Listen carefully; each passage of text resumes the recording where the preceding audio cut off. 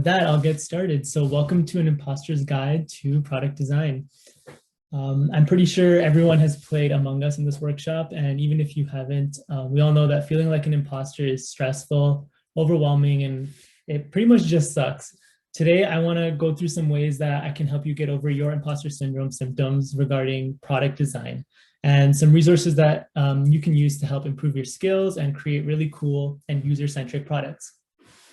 I hope that you can take something away from this workshop, whether it be access to technical skill or better ways to understand your users so that you can implement them in your projects this weekend or even in any future endeavors you choose to take. Feel free to ask me any questions in the chat box and I'll try to answer them to the best of my abilities. And I'm also going to paste this link in the hacker pack in the Notion that you have received. So feel free to access all these resources. Everything that's underlined in this deck will be a hyperlink, so you can feel free to explore and take it from there. So a little about me, my name is Aman Sharma. I'm 21 years old, and some things that define me are I'm a York University student taking a gap year currently. I'm graduating in 2022, hopefully, and I study business administration at the Schule School of Business. I'm also a product designer at TO Hacks, so basically helping to improve your hackathon experiences with our digital products. And I'm also working on the user experience at Volair Labs with Andy and Ananya, as you may have heard in their product management workshop. So how I got into product design, I realized business wasn't really the direction I wanted to go in purely, at least not specifically marketing or specifically finance. I always loved the idea of working on digital products. And when I heard about UX design and product design specifically, it immediately appealed to me. However, I came from a school that wasn't necessarily as connected to the tech networks of Canada, and I didn't study design formally in the past. So I felt severe imposter syndrome. And to be honest, I still kind of do. If we're speaking in design thinking terms, my biggest pain point has been the overwhelming amount of resources and no set structure, since this is a relatively new field. With this workshop, I hope to lay out some of the useful resources that I've collected along the way and put them in the design process order so you can refer to them at any stage of your projects. So once again, everything that is underlined is a hyperlink, so feel free to explore, and you can check this out on Notion later too. So there's a few myths and misconceptions that hold people back from really diving into design. And I hope that you can view design a little bit differently after clearing your mind of these misconceptions, even if you don't necessarily consider yourself a designer. The first is that you have to be a good artist to be a good designer. When we think of design, I think we tend to think of strictly graphic design, logo creation, things that are very visual. And although these do require, acumen in design principles and visual aesthetics as a whole, they don't comprise design as a whole. A good way to remember it is that good art sends a different message to each viewer, but good design sends the same message to each viewer. With that being said, to be good at design, you don't necessarily need to be good at art, but you have to be good at solving problems through empathy and curiosity. And in that way, anyone can be a good designer. Another sort of misconception is the confusing job titles. Although a lot of these roles have significant overlap, let's take a look at what the fundamental basic differences are. In a nutshell, we can break these down into three overarching sort of fields. We have designers that are concerned with the experience of a product, and these would include UX designers, UX researchers, interaction designers, and so on. What they would work on is creating user research, user flows, mapping out the needs of the user, and building prototypes to test with the user. So as you can see, it's very, very user-centric. Then we have designers that are concerned with the look and the feel of a product. And this includes visual designers, UI designers, which is user interface designers. They would be working on building a pixel-perfect user interface and working on branding, graphic material, logos, banners, that kind of thing. And then we have the designers that are concerned with the business goals of a product. Something that falls under this is a product designer. These people are focused on how it relates to their marketing goals, their business goals, as well as combining the experience and look and feel of the product. So there's major overlap, and every company will sort of define their roles in a different way. But hopefully this can help you navigate that a little bit easier. And this link here will take you to an even more detailed description of each of these job roles. And now we'll go through the design thinking process. This process and this framework is meant to help you create your projects in a way that will help you innovate for your users. I decided to compile all the resources in this workshop according to the design process so that you can go through them at the right point in your projects, whether that be a side project, freelance work, or even your hack projects this weekend. This design framework is created to help you create effective solutions. And it's not a linear process, as you can see, it's iterative. The first step is to empathize. This is where we ask, what is the problem? This is where you create your problem statement, you define your challenge, and you explore the human context of whatever problem you are trying to solve here. It's important to build your foundation on a user-centric base so that all of the ideas going forward are meeting the user's needs. The next stage is define. This is where we answer the question, why is it important? We research, observe, understand, and create a point of view and figure out what will the user flow look like? What will the overall experience look like? What are some questions that you want to answer for your user? This is where you sort of plan your roadmap of how your project is going to play out. Then we have Ideate. How do we solve this? After doing our research and defining the key metrics of success, this is where we can sort of move on to the form, the physical, tangible aspects of this project and how we bring this idea to life. This is where we brainstorm, we work collaboratively, we have whiteboarding sessions, and we base this all on the insight that we got from our users previously. Then we go to the prototyping, where we answer the question, how do we build this? Using all of the research, all of the insights so far, this is where you synthesize it into making a working solution that addresses the problem statement. You will also want to test it and figure out whether you are validating these problem statements that you're trying to answer, or whether you need to take a different approach. As you can see, this isn't linear, so testing should ideally be done at every stage, and so that your users' needs are met. So now that we're familiar with how to structure our projects to ensure success, I'll go over some of the resources that I found to be the most useful, and I've organized them step by step in terms of the design thinking process. So we start with the empathize and define phase of our design process. So this is where we want to do the most research. This is where we want to interview users and figure out what is it exactly that they need. With that being said, Typeform is a great platform for setting up user interviews. If you haven't already used it, it's sort of comparable to Google Forms, but it's a much more reader-friendly interface. Another great resource that I've linked is compilation lists of some really great research resources. You can use these for setting up your interviews or secondary research. The first is a list of customer reviews pages such as Amazon's, Walmart, and other retailers. This can help you find qualitative research and insights regarding what your consumer are already feeling regarding certain projects, and maybe in competitors in your market. This can help towards driving a really good product market fit for your project. The second is interview questions. This is a list of comprehensive user interview questions to help you draw the most insights from a position that's unbiased as possible. We sometimes tend to make our questions lead our users on, such as, would you like to benefit from XYZ, which is an almost obvious yes, for example. So these questions will help you create an unbiased and very insightful research base for the rest of your project. The next stage is to ideate, where we will figure out how we're going to address the problems that we've identified. One framework that I found really useful is the Moscow framework. It stands for must have, should have, could have, and won't have. Although the name sounds kind of like a really forced mnemonic device, it's actually really useful in helping to plan out your roadmap and allocate where your time and resources should be used effectively. For instance, the must-haves might be non-negotiable items that your product must have, whereas in should have, it might be important, but not necessarily deal-breaking. And then similarly, won't have our initiatives that are not a priority and that we won't be spending any time in. Another tool to help you ideate and collaborate is FigJam. This is a new feature that Figma has recently released, which I am personally really excited for. And it allows you to work in real time with your team to ideate and brainstorm for your project through whiteboarding sessions and other sort of collaborative methods of doing ideation. Miro is also a similar product that you can use to create user flows.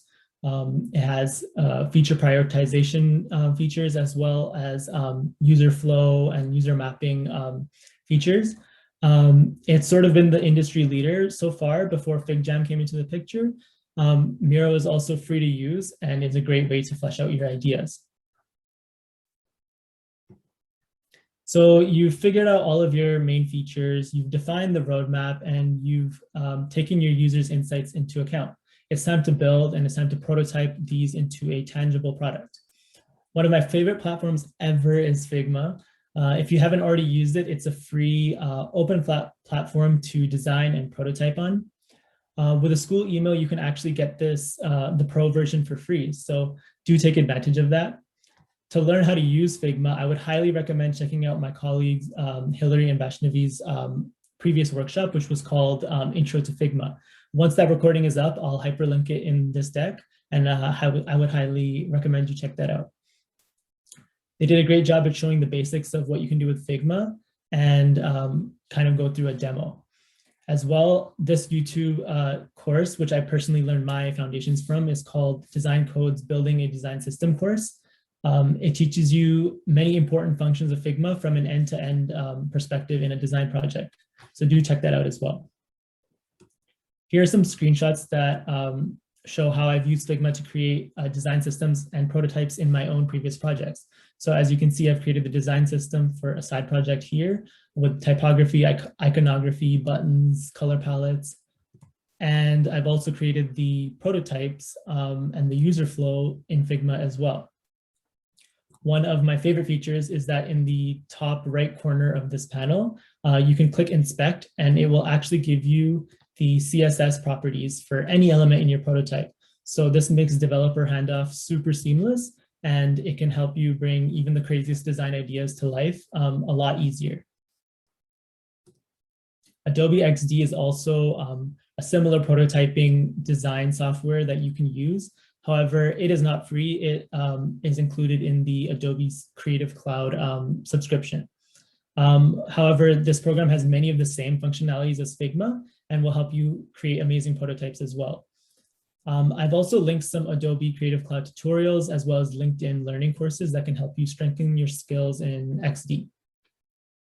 One thing to note about XD though is that the inspect tool is actually not available yet on XD, so developer handoff is a little bit trickier, but it still is a great program to help you create your prototypes.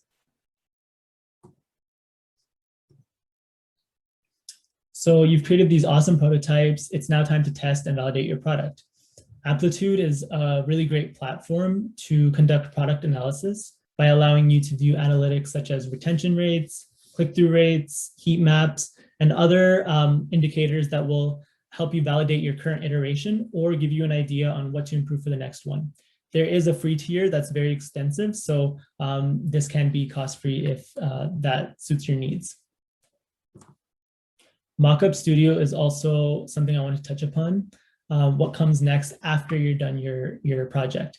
So to show it off and show off what you've learned, Mockup Studio is a great Figma plugin that can help you create mockups of your product directly within Figma. And you can show off every beautiful user interface you've made, all of the iconography, as well as help people visualize how someone would interact with your product. And we also have the portfolio aspect of things. So as a designer, if you do choose to go down the design route, it's imperative that you have a portfolio to show off what it is that you've worked on in the past. Webflow is an awesome no-code visual website builder.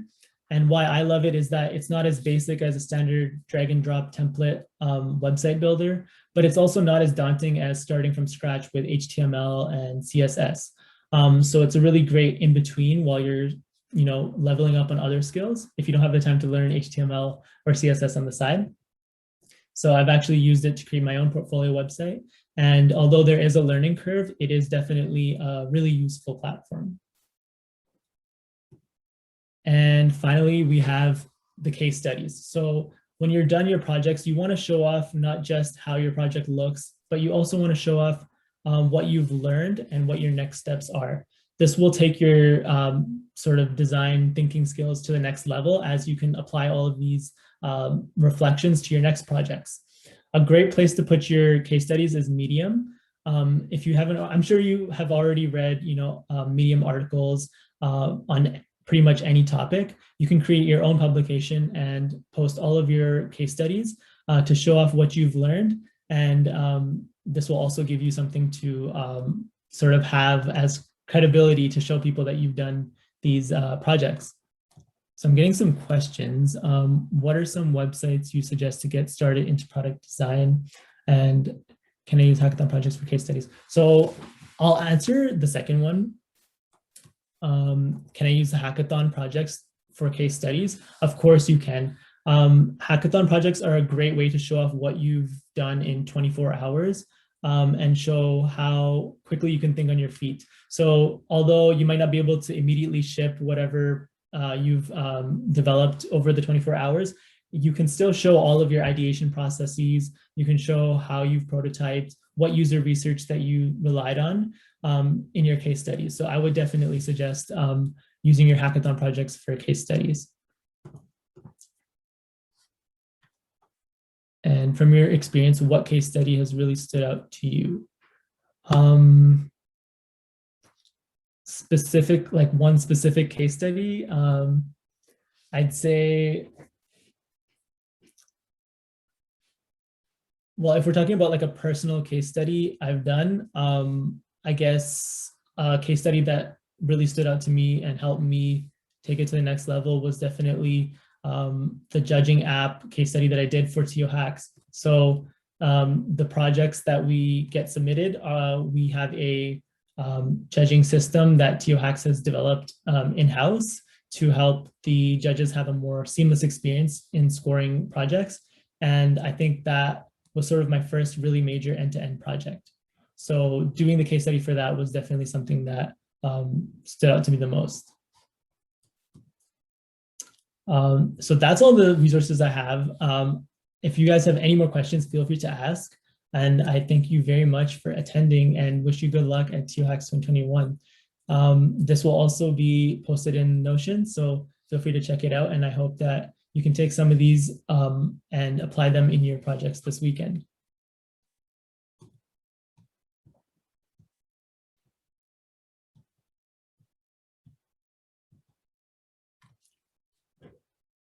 All right, in terms of what are some websites you suggest to get started into product design?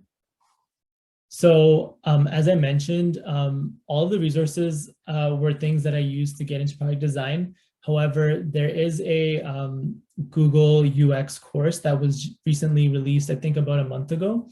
And I think that would be a really great way for you to learn the foundations of UX design in sort of a classroom setting. It's offered through Coursera, I believe, and it is $50 a month.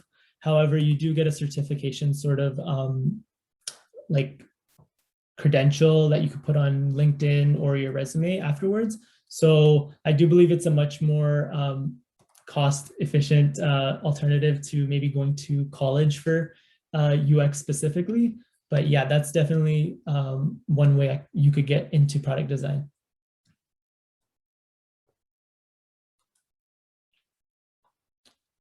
Is there a link to a list of all the applications mentioned? Yes, so this will be posted, this slide deck will be posted with all of its hyperlinks, so you can check these out later if need be.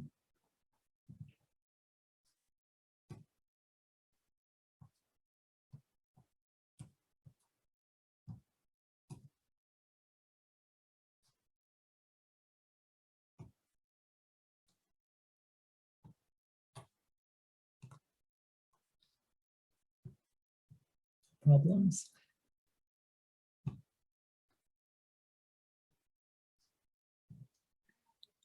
I think there were a couple more questions, Aman. I don't know if you saw them in the Q&A.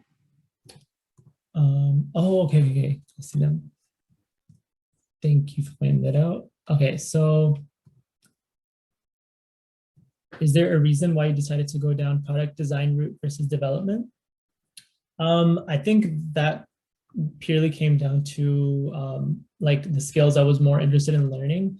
I did try my hand at programming and taking some courses in programming. However, they kind of just didn't do it for me as much as design specifically did. So it kind of came down to just personal preference, really.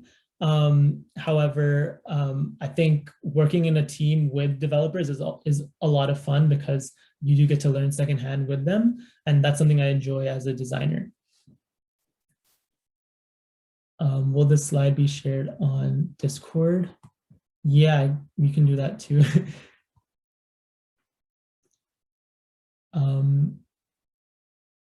If we're not able to implement,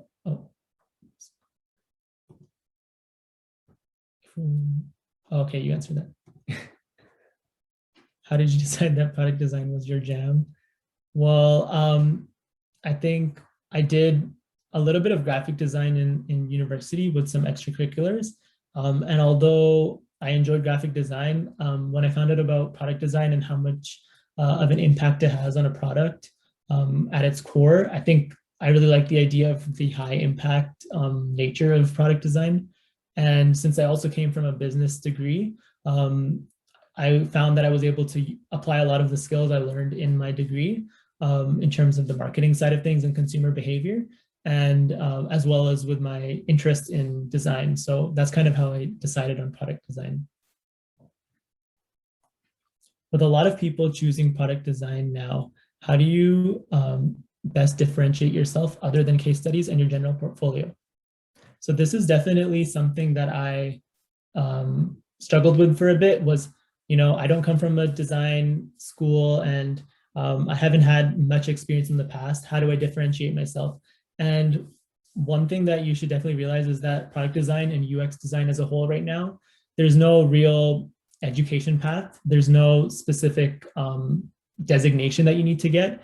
People come from every single field and every degree. So really leveraging what you've learned and how you can apply that to design is something that you can use to differentiate yourself. So for instance, I really try to leverage the fact that I have a degree in business and that I can understand not only the user's needs through product design, but also marketing needs and sort of the bottom line. So I would definitely suggest that you take whatever it is that you're learning and use that to differentiate yourself and create a brand for yourself.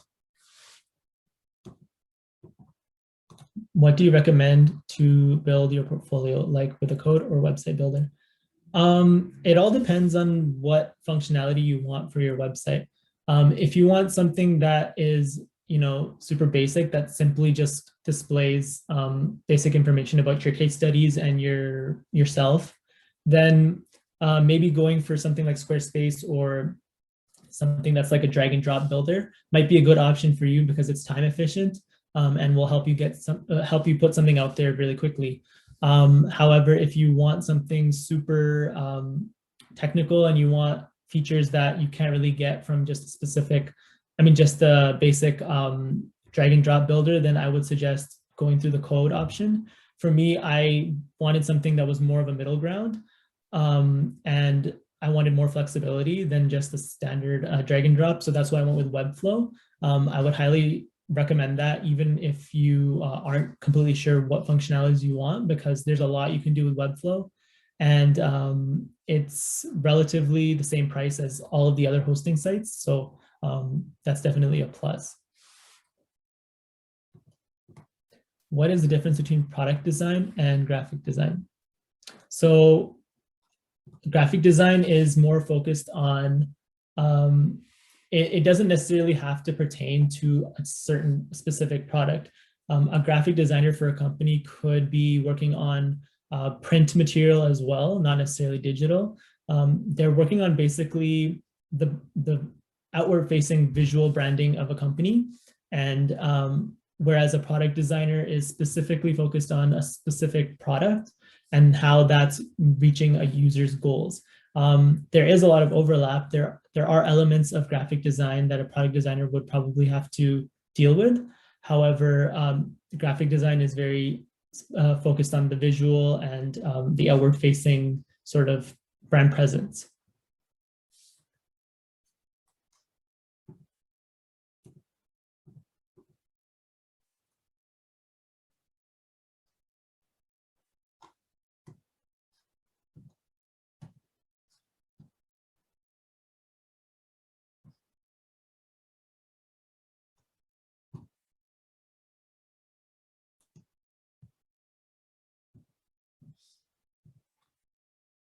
If you could restart your journey, what would you do differently?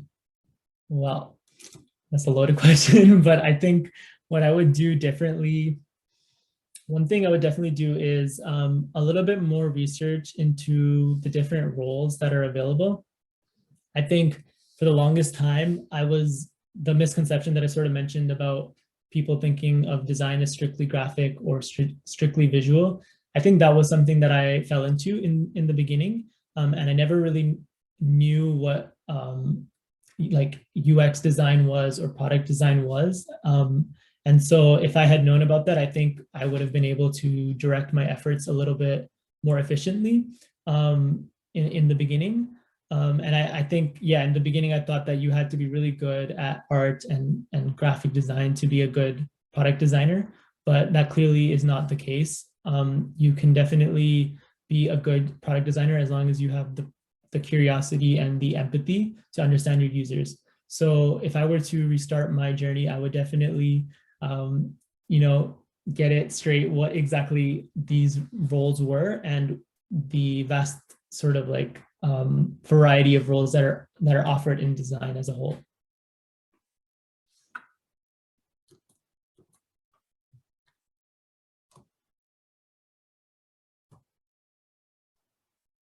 You're welcome.